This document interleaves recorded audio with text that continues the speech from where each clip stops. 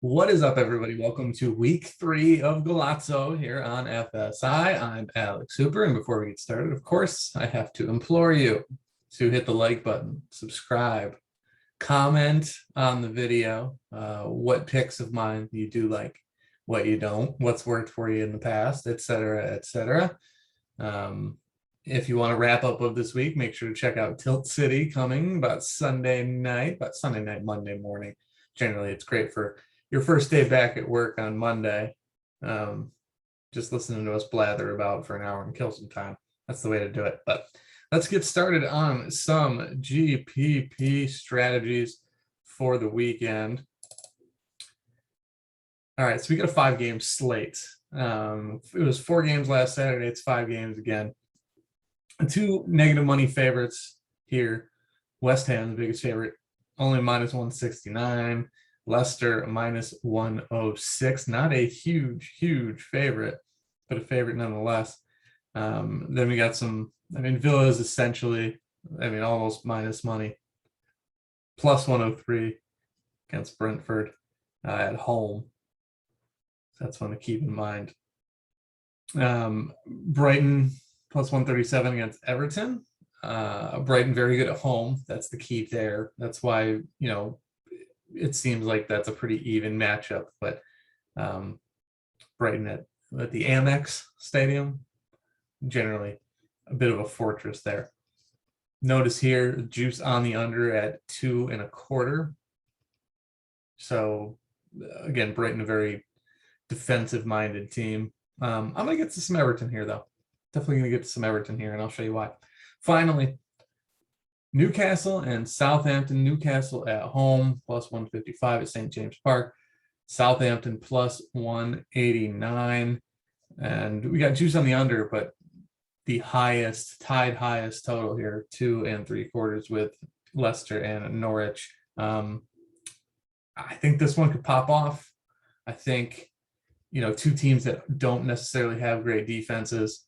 And you might already have 2 of their floor guys in your cash lineup. So let's take a look at that. There's some reason to get them. All right, we're going to go position by position. Again, take a look at the players. Obviously, this is about lineups. This is not about just picking the players. So make sure you are correlating. Make sure you are not negatively correlating in other spots, really just the keeper, etc., etc. Let's get to it, though. All right, so of course it starts with the West Ham guys against Palace. West Ham, the biggest favorites at home, and Mikel Antonio has been an absolute monster.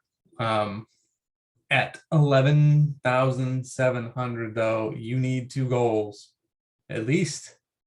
All right, now at least a goal and an assist to make that work. And even at a goal and assist, you still need some floor, and you need there not to be a lot of goals or not a lot of owned goals. Roster goals and other matches. Said Benrahma also hot at 10-3. I can't imagine he gets a lot of ownership. Rostership. I'm trying to be better. There's a hot debate about that right now. Yeah, so with both of these guys, really, it's hard to imagine them being highly rostered. But I feel like people are still going to get to them. I obviously have the king of the pitch $150 qualifier pulled up. I don't think they'll be very highly owned here. But I could still see them come around. Antonio at least 20%. In your $1 and your quarter arcades, he would be a big fade for me. I might get to him in 2 lineups, and maybe he puts up a hat trick, and then you can find them goals elsewhere. But the likelihood of that happening might be very low. I don't love it. I really don't. But obviously, if he does put up a hat trick, he's probably going to kill you. It's 5-game slate. That's the other thing. You can find goals elsewhere. That's why he needs so much to actually pay off that price tag. He's not Kevin De Bruyne. He's not Messi. Looks like it right now, but he's not. It is Palace. It is at home, right? Yeah, it's at the London Stadium. Yeah, I don't know. I'm spending too much time on it. So your roster construction is going to suck. If you just go with Benrahma at 10-3, I think you could actually leverage some ownership. But again, you're going to be in a bit of a hole. And like, again, he would probably need 2 goals, which has he done that? Maybe he did it in the first game. I don't remember. He's been involved in plenty though. All right, Pascal Gross at 10,000. Always gets there, man. Great floor play. At 10,000, you need that floor and a goal. I feel like unless, well, here, let's see. So Maupay's 7,500, Welbeck 73. Not that I think he'll play. Connolly 5'9", Trossard 5'3". All right, so like maybe if you wanted to pair him with Trossard, then that's really, you're only paying like what, 76 per. And if they link up, then you're happy you did it. But yeah, I don't know. I don't know that I'll even get to him in cash. Like that's a pretty steep price point. If I can make it work, I will, because he legitimately always gets there. Brighton will probably have a decent amount of possession. I don't think they're a better squad than Everton, but Everton's kind of learning under Rafa Benitez. They are on the road at Brighton again, where Brighton is good. So that one's going to give me a lot of trouble this week. As far as GPP goes, like I don't know that he has enough upside that you really want to go in on him. Yeah, I'm an idiot. I don't know. I'm like, it's Watford and Burnley. So like 12 crosses, 9 crosses, ton of shots, and an assist in both. So realistically, it's like 15 and 11. Fantastic. Like you'd love that. Not huge 20-point upside without the assists against bad teams.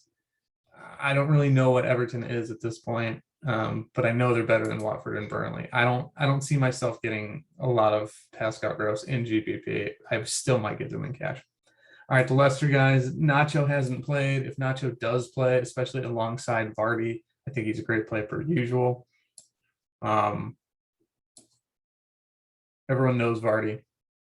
Not as many people know Nacho. And now that his game logs don't say he's scoring like crazy like he did last year, I think you can get him on some low ownership. But that's if he plays. I don't think he's scheduled to play.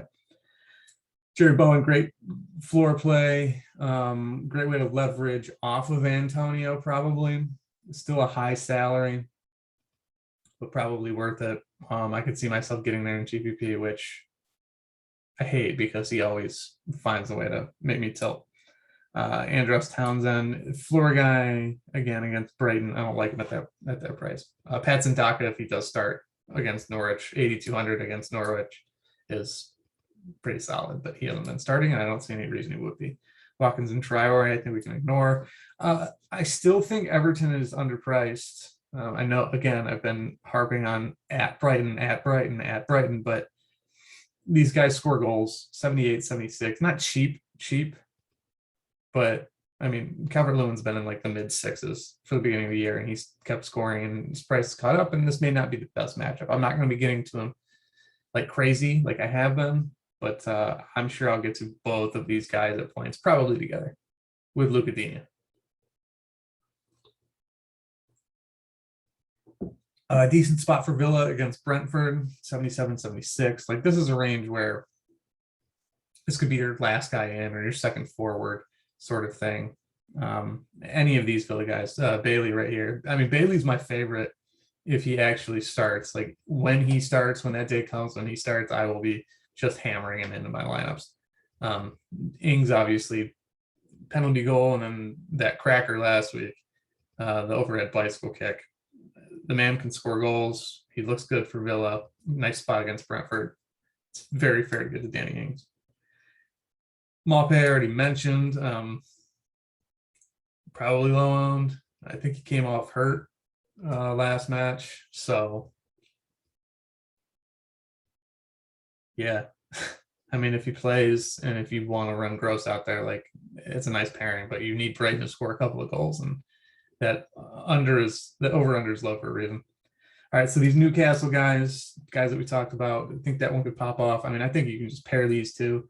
You can use them as one-offs, but I'm going to have a lot of Matt Ritchie in my lineup, so naturally the correlation of St. Max and Callum Wilson is going to be pretty easy for me. I might run both of them out there with Richie. I might, stack. I'm talking like correlating another spot, which could be their opponents, and then use one of them. Things like that. I like these two guys a lot. I don't know which one I like more. Probably St. Maximin because he's got more assist equity, but Callum Wilson always finds a way, it seems. At least when I play him. And one of the few guys where anytime I do play him, he does score, but when I don't, he doesn't. It's kind of wild because obviously it's usually the other way around, and probabilities would make that more of a reality. All right, so same thing here. 7,600 for Adam Armstrong and Shea Adams. You could do the same thing with James Ward-Prowse. I probably will. I will probably mix and match these 4 forwards in a lot of my GPP lineups. I think Newcastle and Southampton without the good defenses, a couple of bad. This could end up 4-3. It could end up 0-0 because neither team is very good, but like it could be an absolute shootout. So St. Max, Wilson, Armstrong, Adams, mix and match, man. I might have 3 of those guys in my lineup, in a lot of my lineups by the time things are over. Really quick, let's see how a game stack of this would work out. I'm going to go with the 2 Southampton guys. And then I'm going to go Matt Ritchie. And then I'm going to go James Ward-Prowse. We will punt down at keeper. Yeah, I mean, like you can still get with a defender. You could take any number of these guys. Do I have a favorite in here? I know we're going to get to it, but I mean, you can cash at 4,700. And then, I mean, you leave yourself 5,000 something there. So that's a build I will be on some. Okay, back to it. Zaha, probably not this week, but if you want to leverage against West Ham, Zaha is a perfect spot. Like use him as a one-off in a lineup without other dudes from West Ham. I mean, I guess you can play him with West Ham pieces if you think that game's like 4-1, something like that, which it very well could be.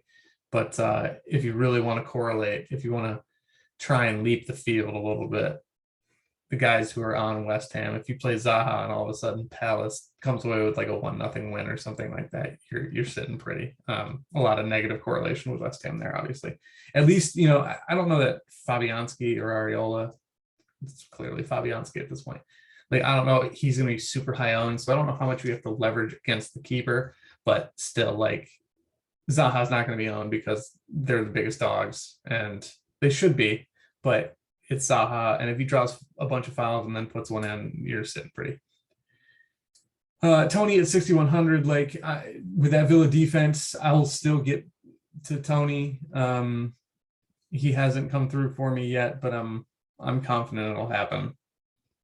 Brentford didn't do anything against Palace last week. If that's any indication of the way things are, I think that says the least about Arsenal at this point. But I'll still be getting to Tony at 6,100 because in Mbeumo too, 58. I mean, like he's got some corners and there's some crosses rather. I don't know that he's on set pieces. It might be Sergio Canos completely. But these two guys are cheap ways to make other parts of your lineup work, and I will get to them. If Connolly starts, he's a nice play as well. Joel Linton, same thing. Benteke is like 2 goal or bust, I think. If you want to pair, if you really expect West Ham to be overowned, Benteke and Zaha could be nice for a goal assist, but don't go crazy. Mentioned Trossard. Sargent starts. Perfect timing right here with Milo Rashica, who I think is a better play, even if they're both on the field. Like Leicester hasn't looked good, and I don't think a lot of people are going to be on Norwich. So I think Rashica,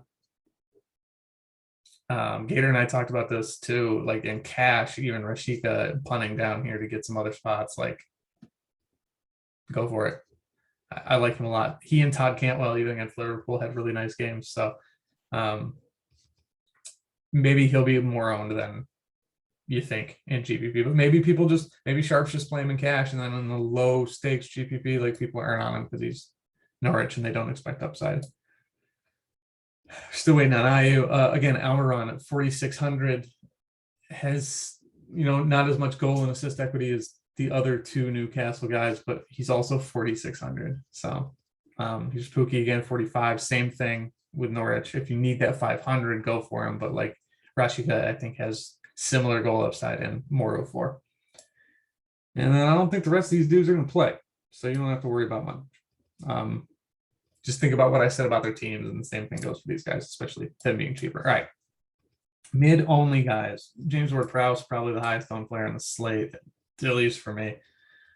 Yuri Tielemans, 8,100. Sure. More of a cash play, but he's been scoring. Any other mid onlys? Emi Buendia against Brentford. His prices come down. Like he's gonna be that dude sooner than later. I'll get to him with Tony probably.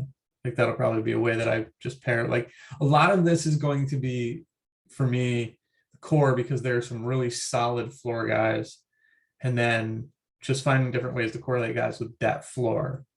And then if I do get to, if I find a way to get to Dean, maybe pair him with Richarlison and Calvert-Lewin. But as far as Villa goes, like these are kind of guys that you're pairing up top with Ings. I think my second mid spot will be open past the three guys that I know I'm going to be on. I've mentioned two of them already. I may have mentioned the third, I'm not sure. But so I don't think I'm going to be fading a lot of those guys in the core, that core three. I don't think I'm going to be changing them out, maybe 1-2 lineups max each. So it's just on a 5-game slate, like I will gladly take that floor. And then if the correlation works, then you're fine. And if anything, everything goes to plan and, again, Antonio isn't scoring 5 goals, then you're fine. Fornals has been hot too. That's another nice way to leverage West Ham. He's cheaper, like a Fornals Bowen build, you're fine. If Frazier starts, that makes the Richie play a lot different. So look out for that, but I don't know that I'll be getting to him. Jack Willock seems to score all the time. Don't love him at that price point. Albrighton, Gray, Siggy, Madison at 6,400, man. Like that's cheap exposure to Leicester. It's a nice way to get a goal scorer there. Like I played him a ton in last week's King of the Pitch. The West Ham showdown just because of leverage. Like he used to be on sets. Now he's not on sets. He doesn't have a huge floor currently, but he could show up for some goals. I'll get to him a little bit. The price is just too good. Harvey Barnes, same thing for him, but he's coming back from injury. He's not playing 90 right now. I can't believe I have to say this, but it's going to be tough for me to get to Harvey Barnes. Solly March, 5,700. Holy cow. What did he do last week? Watford, 3 crosses, 1.6. Oh, yellow card. 1 shot. All right. I expect him to be a little better than that. No fouls drawn, 3 fouls conceded. So he's playing more defensively against Watford. Not ideal. Oh, I missed John McGinn, who is a fine play, especially if you want to correlate him with Ings or Buendia or whomever. Souček, again, makes a ton of runs into the box for West Ham. I think if I'm on West Ham, I'm going to be getting to Souček. I'm going to be getting to Fornals, Bowen. Like, I think that's why I'm going to stay away from those two guys up top. Jolan, if he plays. Todd Cantwell, again, he's more expensive than Rashica, but if you only have a mid spot available, I think he's just as good a play. Even though Rashica's less expensive. Declan Rice. Nah. Basuma finds his way into things. Decent last man in.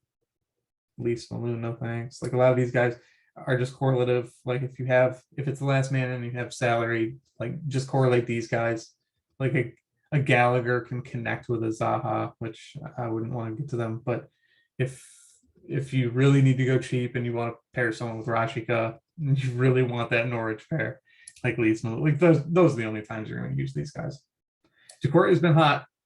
I wouldn't hate him as a one-off. He's not an ideal cash or GPP play, but he's been involved in the attack in ways. Scored a cracker a couple of weeks ago. I wouldn't call you crazy if you played him. Norgard, same thing if you have some Brentford exposure.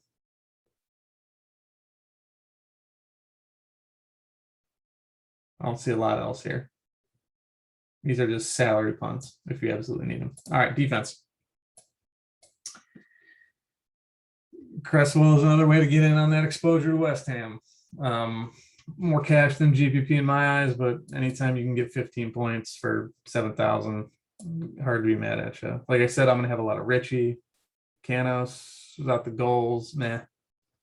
I would just rather play Dean at 6. Kufal, 5,700. More West Ham. These are the guys I'm getting to for West Ham. You don't need Antonio. Maybe you do. I say that now, but maybe you don't. You do need him. Prayer's fine. Murphy at 51. I don't think he has much of a floor. Yeah, he scored that goal. I mean, he went kind of crazy against West Ham, of all people.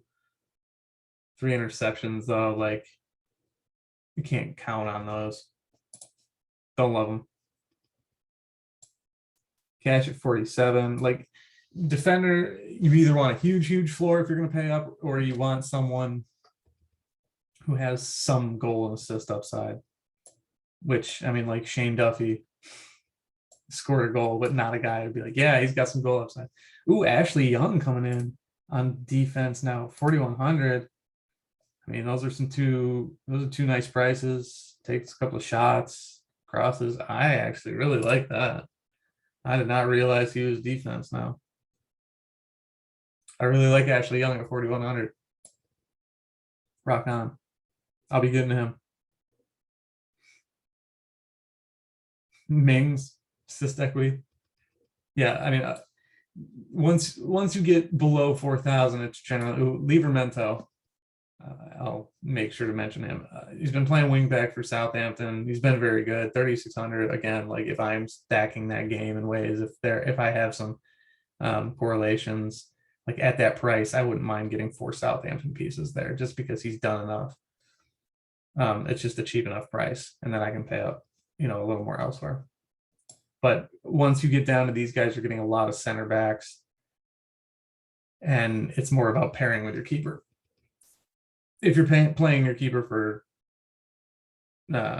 clean sheet upside, like if you're playing Tim Krul or whatever, or Gaeta, like you're going to need a miracle for that to happen. You might want to pair him with someone else who might actually have some clean sheet upside, but you can also just plan on Leicester or West Ham absolutely busting, and then you got some real good low owned leverage upside.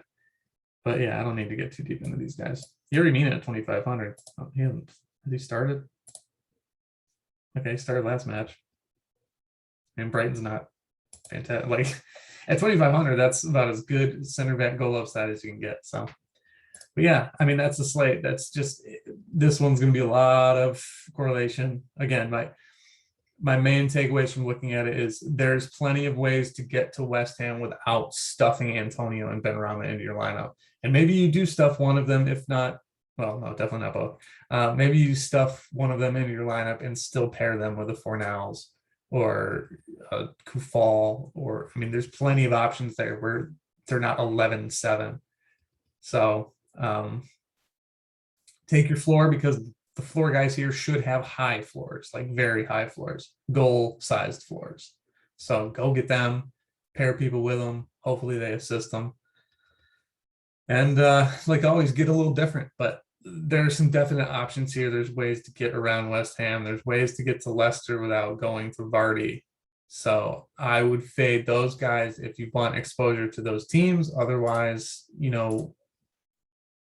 pick.